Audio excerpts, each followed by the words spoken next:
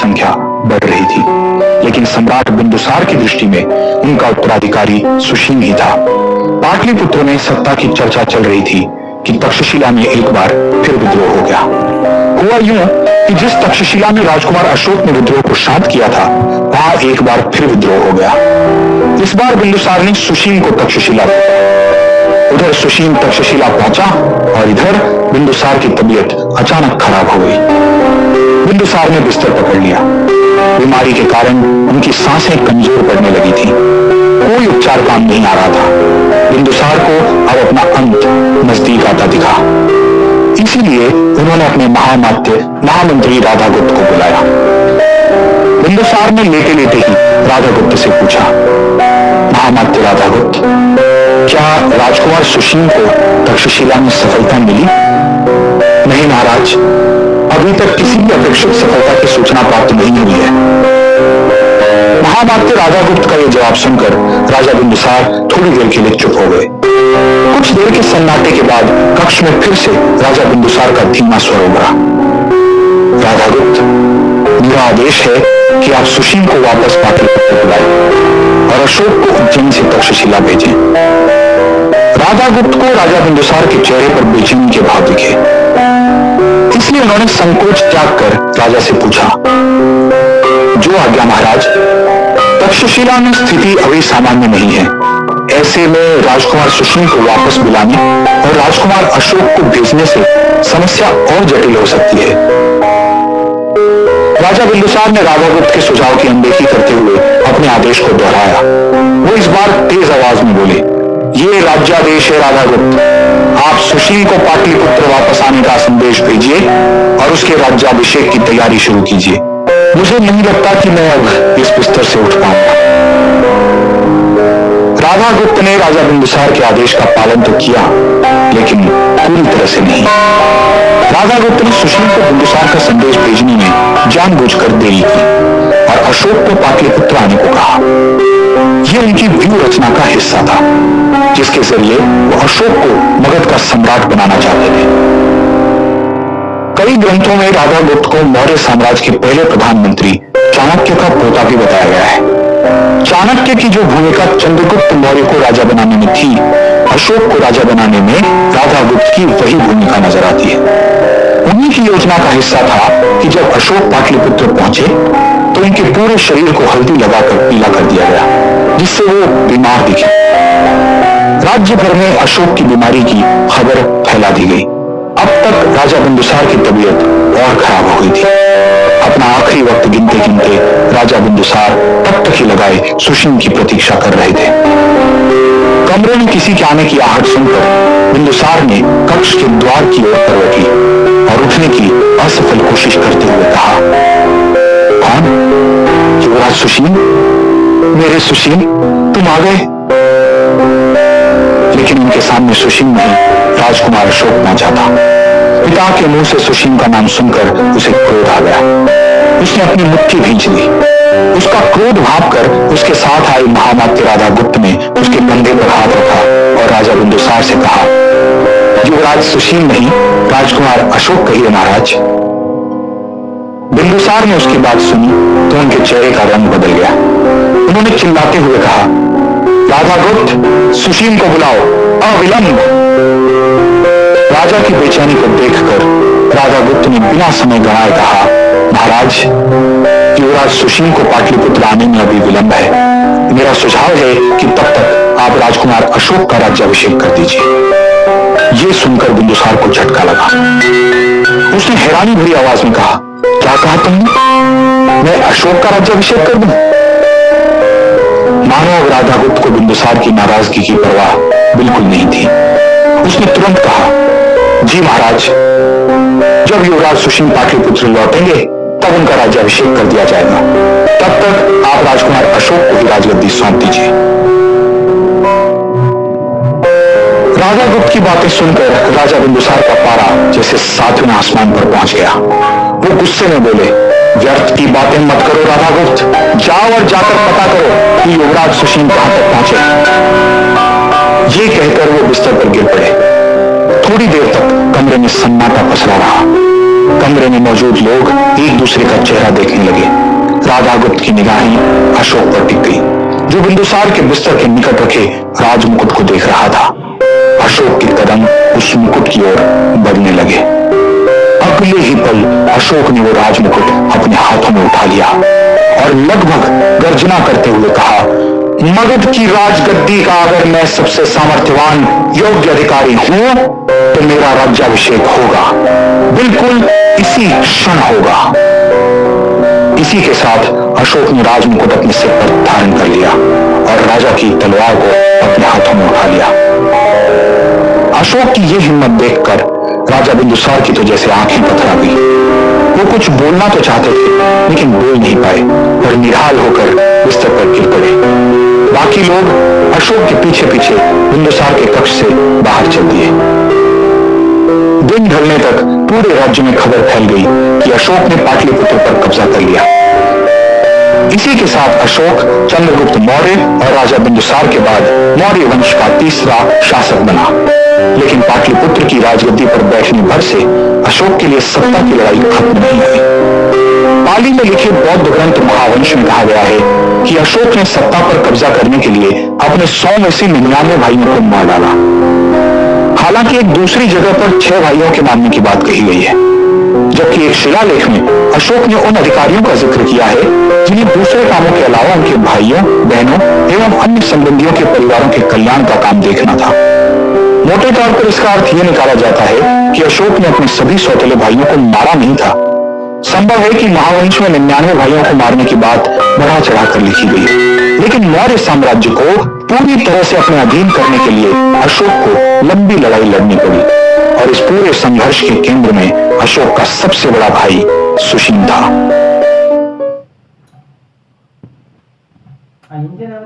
अशोक द्वारा राजगद्दी हथियाने से लाया हुआ सुशील तक्षशिला से पाटलिपुत्र रवाना हो चुका था। राजा गुप्त सुशील के पाटलिपुत्र की सीमा तक पहुंचने की खबर लेकर अशोक के पास पहुंचे। उनके साथ मगध के सेनापति और उप सेनापति थे। महाराज, सुशील पाटलिपुत्र की घेराबंदी कर रहा है। खबर है कि वो कल ही पूरी शक्ति से पाटलिपुत्र में प्रवेश करने का प्रयत्न करेगा। ये सुनकर अशोक ने राजा गुप्त से सवाल किया, तो अब हमारी रणनीति क्या है महामते? राजा गुप्त इस सवाल के लिए शायद पहले से तैयार थे। वो तुरंत बोले, महाराज, पाटलिपुत्र के 4 प्रवेश द्वार हैं। आपकी अगर आज्ञा हो तो पश्चिमी द्वार पर सेना का नेतृत्व मैं करूं? अशोक ने सहमति जताते हुए कहा, मैं पूर्वी द्वार पर रहूंगा और आप दोनों सेनापति उत्तरी और दक्षिणी द्वार पर। लेकिन राजा गुप्त की बात अभी पूरी नहीं हुई थी। वह अशोक से बोले, महाराज, अगर युद्ध से पहले ही हम युद्ध के कारण का अंत कर दें तो? राजा गुप्त की बात सुनकर प्रमुख सेनापति तपाक से बोले, महामात्य, क्या आप सुशील की हत्या के संकेत दे रहे हैं? राजा गुप्त ने कहा, जी सेनापति, हत्या तो होगी ही, लेकिन युद्ध नहीं होगा। सेनापति को बात समझ नहीं आई, इसलिए उन्होंने फिर पूछा, महामात्य, मैं समझा नहीं, आपकी बात का यही तो मतलब हुआ ना कि युद्ध के दौरान ही उसे मारा जाएगा? राजा गुप्त ये सुनकर हल्के से मुस्कुराए और अशोक की ओर देखते हुए बोले, महाराज, पूर्वी द्वार पर आपसे आगे आपका पुतला होगा। अब हैरान होने की बारी अशोक की थी। उन्होंने पूछा, मेरा पुतला? मैं कुछ समझा नहीं महामात्य। राजा गुप्त ने बताया, जी महाराज, आपसे आगे काठ के हाथी पर आपका पुतला रखा जाएगा। यह सुनकर वहां मौजूद उप सेनापति भी चुप नहीं रह सके और उनकी बात को काटते हुए बोले, लेकिन इससे क्या लाभ होगा महामात्य? राजा गुप्त ने उनकी तरफ देखा और आगे बोले, उस काठ के हाथी के चारों ओर गहरा गड्ढा खोदा जाएगा और उस गड्ढे में हम जलता हुआ कोयला और लकड़ी डालकर ढक देंगे। अशोक काठ के पुतले की पूरी योजना समझ गए थे, लेकिन उनके दिमाग में अब भी एक सवाल बाकी था। उन्होंने राजा गुप्त से कहा, ये तो ठीक है महामात्य, लेकिन सुशील पूर्वी द्वार पर ही आक्रमण क्यों करेगा? वो पश्चिमी, उत्तरी, दक्षिणी द्वार कहीं पर भी हमला कर सकता है। राजा गुप्त का चेहरा बता रहा था कि वो अशोक के इस प्रश्न का जवाब भी साथ लेकर आए थे। अब उन्होंने कहा, आपने सही कहा महाराज, लेकिन आप निश्चिंत रहिए, वो पूर्वी द्वार पर ही हमला करेगा, जहां काठ के हाथी पर काठ के महाराज बैठे होंगे, क्योंकि मैं उसे इसके लिए उकसाऊंगा। अब मुस्कुराने की बारी अशोक की थी। राधागुप्त और दोनों सेनापति उन्हें नमन करते हुए कक्ष से बाहर चले गए। अगली सुबह जब मगध के आसमान में सूरज चढ़ा तो राजकुमार सुशील और सम्राट अशोक की सेनाएं आमने सामने थी। मगध के महामात्य राधागुप्त खुद घोड़े पर सवार होकर राजकुमार सुशील को चुनौती देते हुए बोले, राजकुमार सुशील, मेरा तुमसे विरोध नहीं है, मैं तो केवल मगध की राजगद्दी का सेवक हूं। इसीलिए मैं तुमसे कहना चाहता हूं कि सेनानायक और महामात्य के वध से तुम्हें मगध साम्राज्य का सिंहासन नहीं मिलने वाला। अगर तुम में सामर्थ्य है तो पहले महाराज अशोक पर विजय पाओ। राधागुप्त की चुनौती को स्वीकार करके सुशील ने अपना रुख पाटलिपुत्र नगर के पूर्वी दरवाजे की ओर कर लिया और इसके बाद ठीक वैसा ही हुआ जिसकी व्यूह रचना महामात्य राधागुप्त ने की थी। राजकुमार सुशील ने काठ के हाथी पर बैठे महाराज अशोक के पुतले को असली समझा। वो गुस्से में उनकी ओर आक्रमण करने के लिए लपका और करीब आने पर उस गड्ढे में गिर गया जिसमें जलते कोयले बिछाए गए थे। इस तरह अशोक और उसके साथियों ने कोयले के अंगारों में सुशील को गिराकर मार डाला। इतिहास बताता है कि 272 ईसा पूर्व में राजा बिंदुसार की मृत्यु हुई। उसके 4 साल बाद पाटलिपुत्र के सिंहासन पर अशोक का औपचारिक राज्याभिषेक हुआ। अब अशोक सिर्फ अशोक नहीं था, वो सम्राट देवनामपि प्रियदर्शी अशोक था। देवनामपि मतलब देवों के प्रिय और प्रियदर्शी मतलब देखने में सुंदर। लेकिन इसके बाद अशोक का जो रूप सामने आता है उसकी कल्पना भी आज मुश्किल है। अशोक के उस रूप को चंड अशोक कहते हैं, मतलब क्रूर, निर्दयी और जो करेगा। इतिहासकार मानते हैं कि अशोक के मन की इस पीड़ा, उसके बदले हुए विचारों को इन शिलालेखों पर उकेरा गया और फिर ये इतिहास के सबसे खास दस्तावेजों में शामिल हो गए। इतिहासकार माखनलाल कहते हैं कि कलिंग युद्ध के बाद अशोक ने जिस तरह शिलालेखों में युद्ध और उससे हुई हानि के लिए खुद को दोषी ठहराया और क्षमा मांगी, वैसा इतिहास में दोबारा कभी देखने को नहीं मिला। वो कहते हैं अशोक द्वारा लिखवाए गए अभिलेख, जिन्हें अंग्रेजी में रॉक एडिक्ट कहा जाता है, उपलब्ध इतिहास में दुनिया का सबसे बड़ा दस्तावेज है। धौली उड़ीसा में कलिंग युद्ध के बाद जो लिखा गया और उसमें राजा जो अफसोस जाहिर करता है, जिस तरह से वो कलिंग के लोगों से क्षमा याचना करता है, वो उनसे कहता है कि मेरे द्वारा आप लोगों पर जो अत्याचार हुआ है, मेरे कारण लाखों लोग मारे गए, लाखों घायल हुए, हजारों माताओं के लाल छिन गए, लाखों स्त्रियों का सुहाग उजड़ गया, यानी मेरी वजह से जो जो भी क्षति हुई है उसके लिए मैं माफी मांगता हूं। विश्व के इतिहास में कभी किसी राजा ने ये बात नहीं लिखी है। शायद इस आत्मग्लानि का ही असर था कि सम्राट अशोक का जब हृदय परिवर्तन हुआ तो वो पूरी तरह से बौद्ध धर्म में रम गया। हाँ, कुछ मायनों में वो बौद्ध धर्म के बाकी अनुयायियों से अलग था। अशोक का धर्म यानी धर्म बौद्ध धर्म से बिल्कुल अलग था। अशोक के धर्म का अर्थ था नैतिक आचरण। अशोक की धम्म नीति असल में राजा प्रजा से लेकर शासन से जुड़े अधिकारियों के कर्तव्य और आचरण की ऐसी आचार संहिता थी जिसके पालन में ही सबका कल्याण था। अशोक ने अपने 12वें शिलालेख के एक हिस्से में लिखवाया, देवताओं के प्रिय दान या सम्मान को इतना महत्वपूर्ण नहीं मानते जितना इस बात को कि सभी संप्रदायों की मूल भावना का फैलाव हो। इसके लिए बोलचाल में संयम बहुत जरूरी है।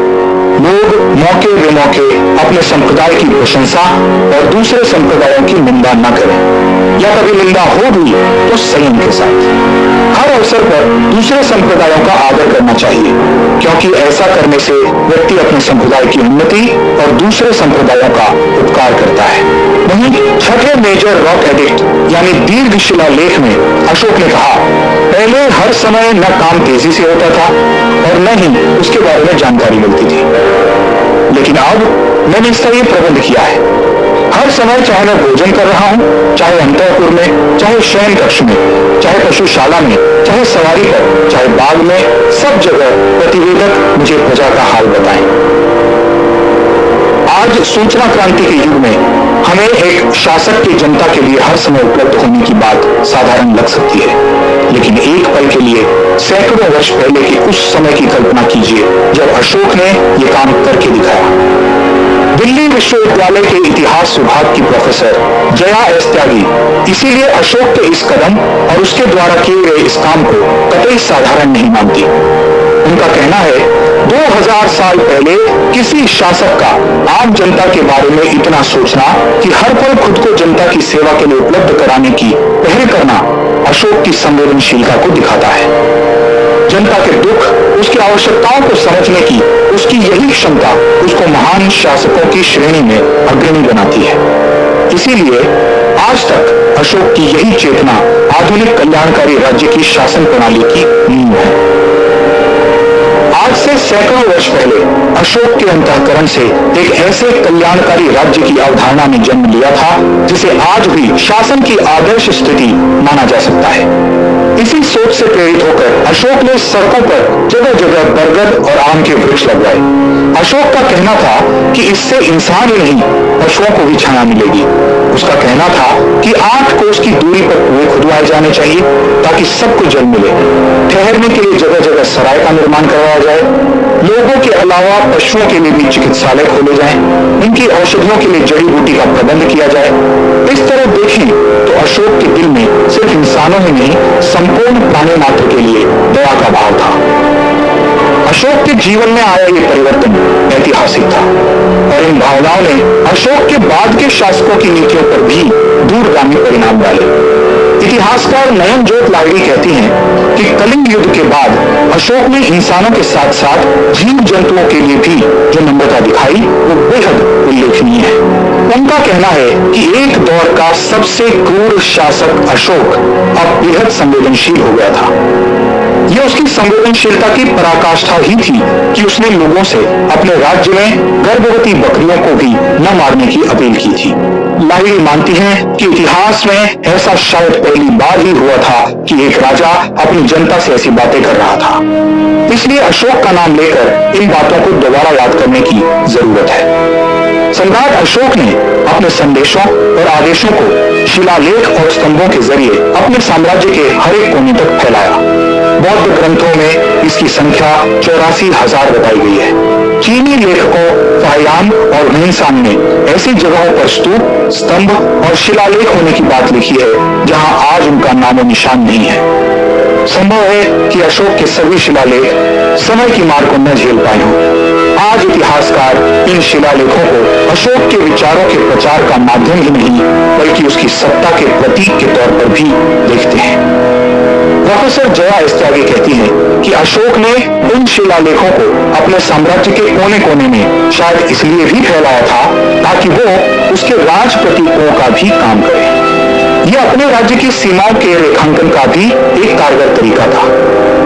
इन शिलालेखों के माध्यम से अशोक ने यह दिखाने की भी कोशिश की कि उसके नियंत्रण के अधीन क्षेत्र कहां तक है।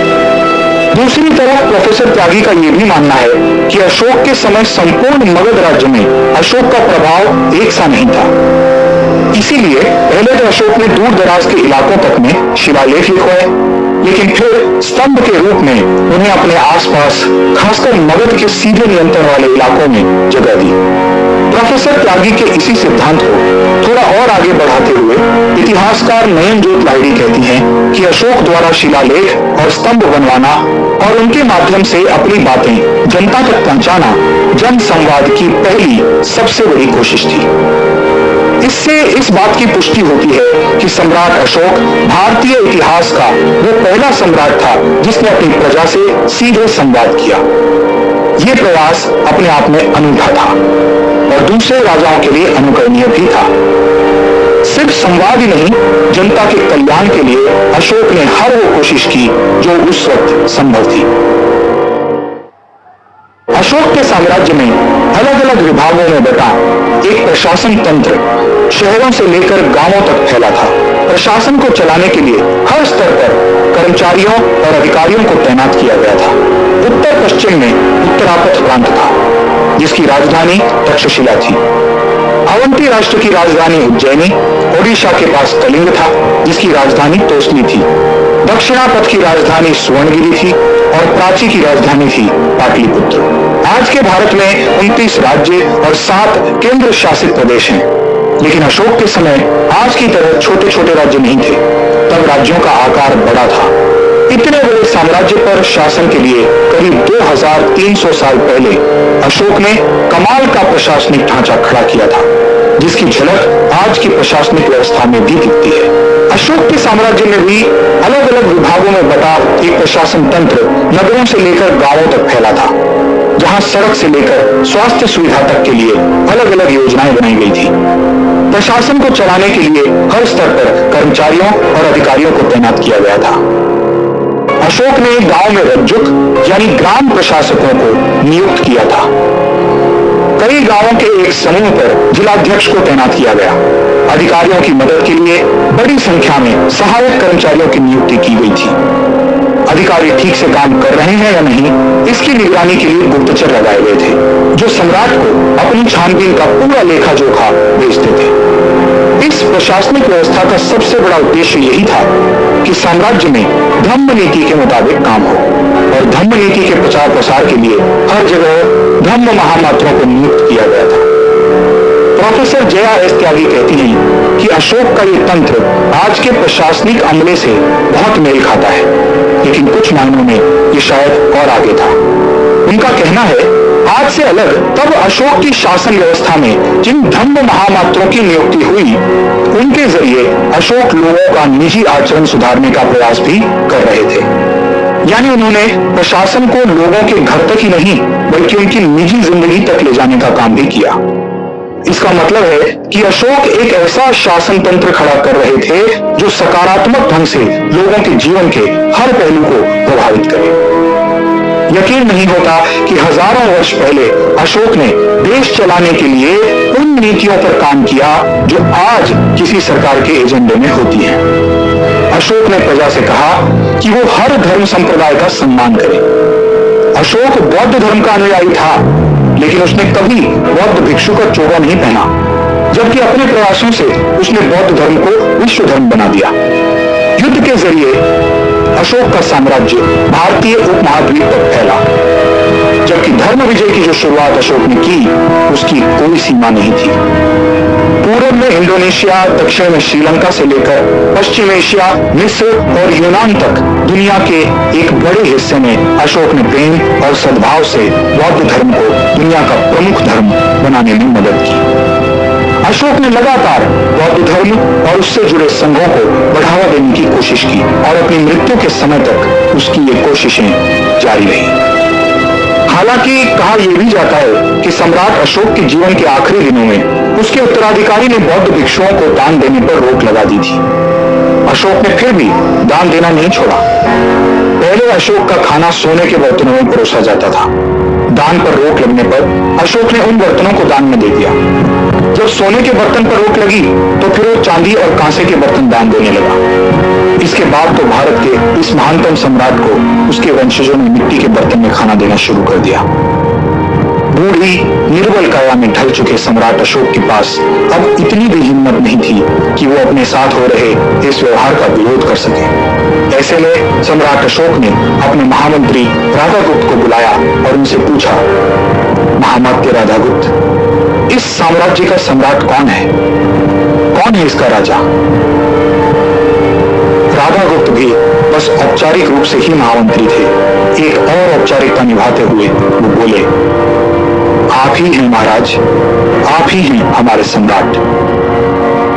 राधागुप्त को आशा थी कि ये सुनकर शायद अशोक को प्रसन्नता मिले, लेकिन उम्मीद से परे बूढ़े अशोक ये सुनकर और रुमासे हो गए और एक बार फिर राधागुप्त को अपने करीब बुलाकर धीमी आवाज में बोले, मुझे प्रसन्न करने के लिए झूठ मत बोलो राधागुप्त। मैं जानता हूं अब मेरी सत्ता समाप्त हो चुकी है।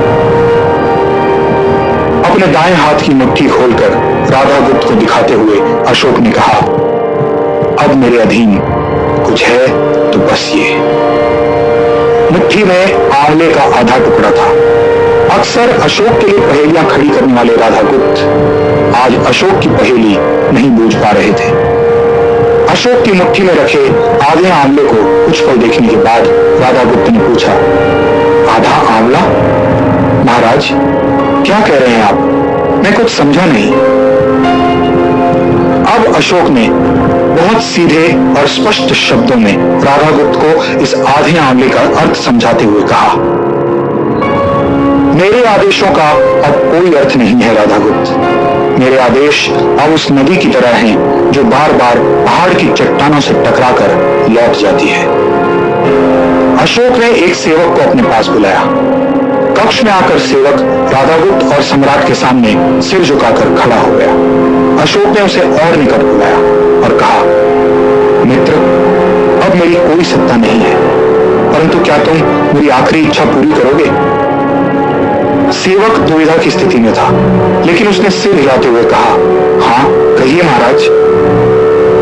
इस आधे आंवले को कुक्कुटरामा ले जाओ और संग में दान दे दो।